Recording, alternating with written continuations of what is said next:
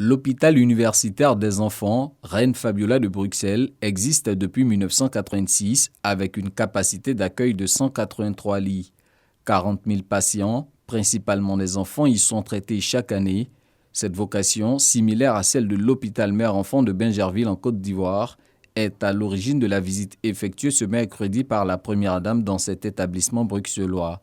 Une sorte d'immersion pour Dominique Ouattara, afin de s'imprégner des meilleures pratiques médicales qu'expérimente cet hôpital depuis plus de 30 ans dans le traitement des pathologies liées aux enfants. On a un peu un enjeu commun, c'est celui de mettre vraiment, de donner toute la place à l'enfant, que l'enfant soit au cœur des soins qu'on lui prodigue, et c'est un petit peu l'objet même et l'objectif d'un hôpital d'enfants. C'était une visite très enrichissante, on a pu échanger sur nos différents modèles de fonctionnement, pour construire un futur partenariat.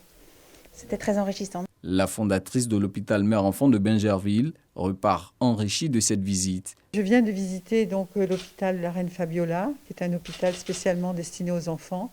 Nous avons plusieurs points communs avec l'hôpital mère-enfant de Bingerville et nous avons pratiquement décidé de faire une collaboration, un partenariat entre nos deux hôpitaux et j'espère que ça se fera très bientôt.